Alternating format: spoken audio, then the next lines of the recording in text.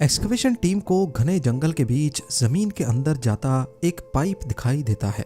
ये काफी हैरानी की बात थी क्योंकि जहां पर वो खड़े थे वो एक पुराना डेड वॉल्केनो था जिसको पेड़ पौधे और घास ने पूरी तरह कवर कर लिया था। पाइप के अंदर देखने के लिए इसमें नाइट विजन कैमरा भेजने का फैसला किया गया।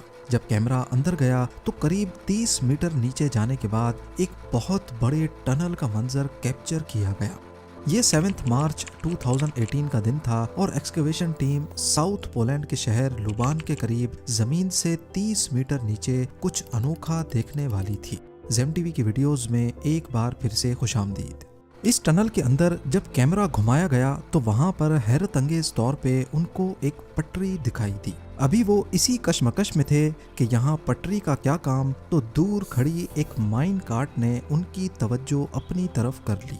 जब लोकल अथॉरिटीज को मालूम पड़ा तो वो वर्ल्ड वॉर 2 के जमाने में एक खो जाने वाले टनल का मैप लेकर आए। मालूम पड़ा कि ये टनल करीब 80 साल पहले वर्ल्ड वॉर 2 के दौर में बनाया गया था और पिछले कई सालों से लोकल अथॉरिटीज इसी टनल की तलाश कर रही थी। इस टनल की एंट्रेंस को भारी पत्थर रखकर बंद किया गया था, जिसके आगे सालों की मिट्टी और घास भूस ने इसकी एंट्रेंस के निशानात भी मिटा दिए। लेकिन अंदर से ये टनल हूबहू मैप पर दिखने वाले टनल से मैच कर रहा था।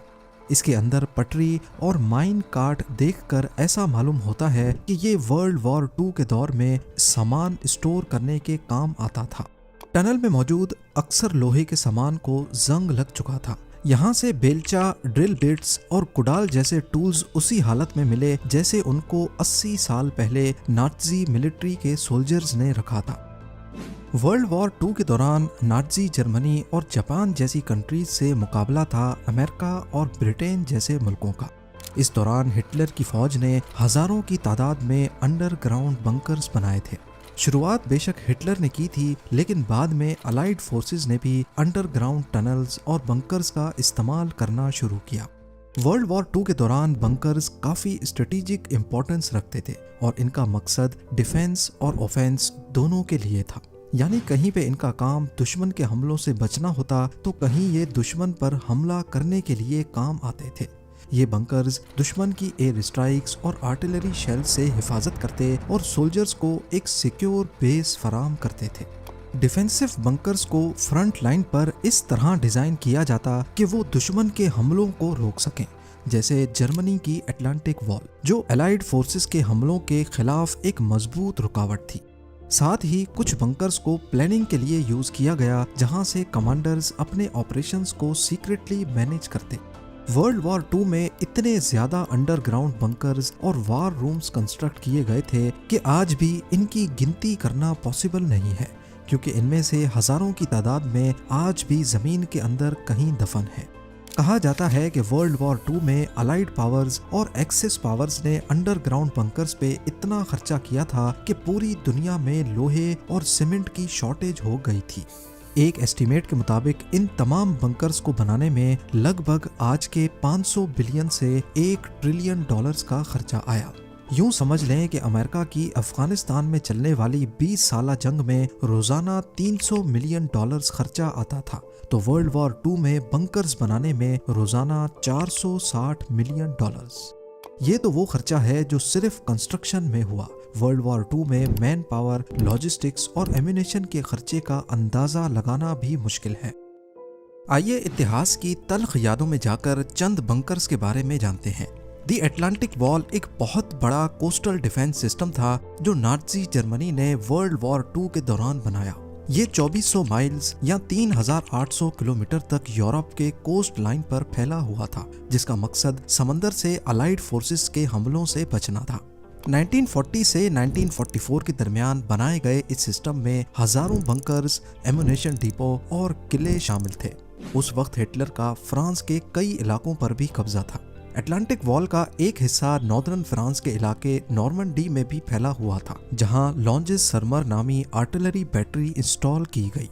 ये बंकर्स हैवी बम्बार्डमेंट्स को फेस करने और हमलों के वक्त डिफेंसिव फायर देने के लिए डिजाइन किए गए थे। नॉर्वे की बात की जाए तो इसका निचला हिस्सा नॉर्थ अटलांटिक ओशन से आने वाली अलाइड फोर्सेस को रोकने के काम आ सकता था, तभी हिटलर ने यहाँ पर भी अटलांटिक वॉल के कुछ हिस्से गाड़े हुए थे। यहाँ पर क्रिस्टियन सैंड जैसे फोर्ट्रेसेस नेवल रूट्स को प्रोटेक्ट करते थे। इसके अलावा नेदरलैंड्स भी उस वक्त नाजी के कंट्रोल में था और यहाँ पर नॉर्थ अटलांटिक के कोस्ट पर हजारों सेफनियन नामी बंकर्स बनवाए गए थे। नाजी जर्मनी की इस पूरी अटलांटिक वॉल, जिसमें underground bunkers, depots, tunnels, artillery batteries और किले शामिल थे, को फ्रिट्ज टॉड नामी एक जर्मन इंजीनियर की कंपनी ने बनाया था। 2,60,000 वर्कर्स, जिनमें ज्यादातर कैदी थे, उनसे ये तमाम स्ट्रक्चर्स सिर्फ 2 से 4 सालों के दरमियान जबरदस्ती बनवाए गए। आज भी अटलांटिक वॉल के कुछ पार्ट्स हिस्टोरिकल मॉन्यूमेंट्स के तौर पे मौजूद हैं, जो वर्ल्ड वॉर 2 की इंजीनियरिंग और उस पर होने वाले खर्चे का एहसास दिलाते हैं। जब हिटलर ने अटलांटिक वॉल बनाई तो उस वक्त अलाइड पावर्स के वहमो गुमान में भी नहीं था कि आगे चल के उनको कितनी मुश्किल का सामना करना पड़ेगा। फिर 1942 में एक वाकया हुआ जिसने अमेरिका और ब्रिटेन की आंखें खोल कर रख दी। कैनेडियन फोर्सेस, जो अलाइड पावर्स का हिस्सा थीं, उन्होंने फ्रांस के इलाके डिएप पर एक हमले की प्लानिंग की, जिसको आज डिएप रेड के नाम से याद किया जाता है। इस हमले का मकसद हिटलर की बनाई गई अटलांटिक वॉल को समझना था कि आखिर वो काम कैसे करती है। इन मजबूत कंक्रीट बंकर्स ने अलाइड अटैक को बुरी तरह नाकाम बना दिया। अलाइड ट्रूप्स जो कोस्ट लाइन पर लैंड करने की कोशिश कर रहे थे, वो नाजी जर्मनी के पावरफुल क्रॉस फायर का शिकार बन गए। ये अलाइड फोर्सेस के लिए एक बहुत बड़ा झटका था, क्योंकि उनको अटलांटिक वॉल की मजबूती से इतनी तवक्को नहीं थी। इस मिशन में 6,000 अलाइड सोल्जर्स आए थे, जिसमें से 3600 या तो मारे गए या फिर नाजी के हाथों कैदी बन गए। डिएप रेड के बाद अलाइड फोर्सेस को समझ आ गया कि अगर उन्हें हिटलर की हुकूमत पर कामयाब हमला करना है तो उन्हें भी बंकर्स और डिफेंसिव सिस्टम की प्लानिंग में काफ़ी इन्वेस्टमेंट करनी होगी। लिहाजा यूनाइटेड किंगडम, फ्रांस और सोवियत यूनियन समेत कनाडा में भी बंकर्स और टनल्स की कंस्ट्रक्शन में खूब खर्चा किया गया। चर्चिल वॉर रूम्स एक अंडरग्राउंड कॉम्प्लेक्स था जो लंदन में बना था। ये वर्ल्ड वॉर 2 के दौरान British prime minister Winston Churchill का हेडक्वार्टर था। ये कॉम्प्लेक्स स्पेशली इसलिए डिजाइन किया गया था कि नाजी जर्मनी की एयर स्ट्राइक से महफूज रहा जा सके। फ्रांस की मैजिनो लाइन, जो वर्ल्ड वॉर 1 के बाद बनाई गई थी, यहाँ भी नए अंडरग्राउंड बंकर्स और टनल्स बनाए गए। फ्रांस को यकीन था कि ये सिस्टम उनकी हिफाजत करेगा, लेकिन वर्ल्ड वॉर 2 में जर्मनी ने मैजिनो लाइन को साइड लाइन करते हुए बेल्जियम के रास्ते से फ्रांस पर कब्जा कर लिया। दुनिया के दूसरे कोने में जापान, जो वर्ल्ड वॉर 2 में हिटलर का साथ दे रहा था, वहां पर भी सैकड़ों अंडरग्राउंड बंकर्स खोदे गए। ईओ सीमा के अंडर एक पूरा नेटवर्क बनाया गया, जिसमें hidden artillery positions, storage rooms और लिविंग क्वार्टर्स शामिल थे। ये टनल्स अलाइड फोर्सेस के हमले के वक्त सरप्राइज अटैक्स के लिए यूज होते थे। ओकानावा के बंकर्स और टनल्स ज्यादा बड़े पैमाने पर और पेचीदा थे, जहां हजारों जापानीज सोल्जर्स डिफेंस और रेजिस्टेंस के लिए पोजीशन में रहते। ये डिफेंसिव सिस्टम अलाइड इन्वेजन्स को डिले करने और ज्यादा से ज्यादा को मौत के घाट उतारने के लिए डिजाइन किया गया था। वर्ल्ड वॉर 2 के दौरान तमाम कंट्रीज के बनाए जाने वाले बंकर्स की इंजीनियरिंग किसी चमत्कार से कम नहीं है। एक तो जंग का समा, ऊपर से हर चीज की शॉर्टेज, और इन सब चैलेंजेस के साथ साथ हर गुजरते लम्हे एयर स्ट्राइक का खतरा रहता। और तो और अंडरग्राउंड टनल्स की कंस्ट्रक्शन में वर्कर्स की दम घुटने से मौत भी हो जाती थी।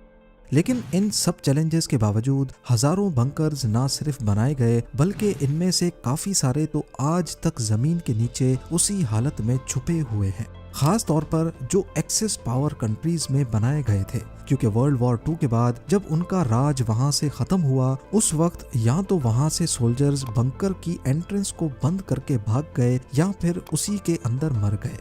लिहाजा किसी को पता ही नहीं चला कि कौन सा बंकर किस लोकेशन पे बना था।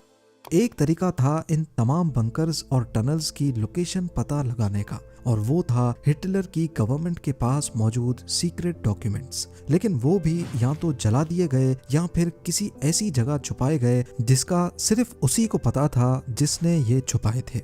और खास तौर पर इन बंकर्स को कैमोफ्लाज करके बनाया जाता, यानी नेचुरल टेरेन में इनको ऐसे बनाया जाता कि किसी को भी पता ना चले कि यहाँ मिलिट्री बंकर है। इसी वजह से जंग के बाद ये बंकर्स छुपे के छुपे ही रह गए। अंडरग्राउंड बंकर्स के लिए स्पेशल वेंटिलेशन सिस्टम्स बनाए गए जो ताज़ा हवा को बंकर के अंदर लेकर जाते और कार्बन डाइऑक्साइड को बाहर। नाज़ी लीडर एडोल्फ हिटलर ने अपने दौरे राज में कई बंकर्स का सहारा लिया। उनके ज़ेरे इस्तेमाल मशहूर ज़माना बंकर्स थे ईगल नेस्ट, जिसे कील स्टाइन हाउस भी कहा जाता है। ये जर्मनी के ओबेरसेल्ज़बर्ग एरिया में 6000 फीट की ऊंचाई पर नाज़ी लीडरशिप की सीक्रेट मीटिंग्स और रिलैक्सेशन के लिए बनाया गया था। कंक्रीट और ग्रेनाइट को इस्तेमाल करते हुए इसमें बॉम्ब प्रूफ जैसी खसूसियात रखी गई थी। हिटलर का दूसरा मशहूर बंकर बर्लिन में मौजूद फ्यूरर बंकर के नाम से मशहूर है। 1944 में बनाया जाने वाला ये बंकर सिर्फ बंकर नहीं था बल्कि ये पूरा हेडक्वार्टर था। बंकर को इस तरह डिजाइन किया गया था कि वो अलाइड बॉम्बिंग्स और आर्टिलरी से महफूज रहे। यहाँ हिटलर ने अपने आखिरी दिन गुजारे और 30 अप्रैल 1945 को यहीं अपनी जिंदगी खत्म की। आज इस बंकर का कोई हिस्सा भी सरफेस पर नहीं दिखता, लेकिन ये जगह वर्ल्ड वॉर 2 की हिस्ट्री का एक डार्क चैप्टर रहा है। अब बात करते हैं हिटलर के एक ऐसे बंकर की जहां उन्होंने जंग के सबसे ज्यादा दिन गुजारे। ये वुल्फ्स लेयर नामी बंकर कम बल्कि कोई किला ज्यादा लगता है जो नॉर्थ जर्मनी में मौजूद जंगल के बीच में मौजूद है। इसके अंदर हिटलर का बेडरूम और उसके चारों तरफ ऑफिसेज मौजूद थे। इसकी कंक्रीट की छत करीब 7 मीटर मोटी बनाई गई थी। एक बजरी की मोटी लेयर पूरे किले नुमा बंकर को एयर स्ट्राइक्स और बॉम्बिंग से महफूज बनाती थी। एक मोटी स्टील की चादर का दरवाजा जो केमिकल अटैक से भी बचाता था। किसी इजिप्शियन टूम की तरह दिखने वाला ये बंकर इतना मजबूत था कि आज भी इसे तबाह करना मुमकिन नहीं है, और सिक्योरिटी इतनी कि इसमें एक भी खिड़की नहीं रखी गई। यहाँ एक खास वेंटिलेशन सिस्टम लगाया गया था जो ताज़ा हवा को पूरे बंकर के अंदर सर्कुलेट करता था। पर इतनी सिक्योरिटी के बावजूद भी इस बंकर को जंगल के लैंडस्केप में इनविजिबल किया गया था। इसकी छत पर मिट्टी डालकर इसके ऊपर वही पेड़ पौधे लगाए गए जो आसपास जंगल में मौजूद थे। इसकी वजह से यूपर से जब कोई जहाज गुजरता तो उसे जर्रा बराबर भी नहीं शक होता कि यहाँ नीचे हिटलर का हेडक्वार्टर मौजूद है। अलाइड पावर्स यानी यूएसए, यूके, कनाडा और बाकी फोर्सेस ने नाज़ी जर्मनी के स्ट्रॉन्ग डिफेंसिव बंकर्स और अटलांटिक वॉल को तोड़ने के लिए सालों की प्लानिंग की। हिटलर की बनाई गई अटलांटिक वॉल से मुकाबला करने के लिए 1,56,000 से ज्यादा ट्रूप्स, 5,000 शिप्स और 11,000 एयरक्राफ्ट्स इस्तेमाल हुए। ये 6 जून 1944 का दिन था जिसको डी डे के नाम से याद किया जाता है। इस दिन जर्मनी ने अटलांटिक वॉल के बंकर्स और आर्टिलरी से अलाइड फोर्सेस का सामना किया, लेकिन उनकी प्लानिंग और रिसोर्सेज उतने इफेक्टिव नहीं रहे। अलाइड एयर स्ट्राइक्स और पैराट्रूपर्स ने जर्मन कम्युनिकेशन और डिफेंस का खूब मुकाबला किया। अलाइड फोर्सेस को शुरू में काफी नुकसान का सामना करना पड़ा, लेकिन आखिरकार वो नाज़ी जर्मनी का यूरोप पे कंट्रोल तोड़ने में कामयाब हो गए। उम्मीद है ज़ेम टीवी की ये वीडियो भी आप लोग भरपूर लाइक और शेयर करेंगे। आप लोगों के प्यार भरे कमेंट्स का बेहद शुक्रिया। मिलते हैं अगली शानदार वीडियो में।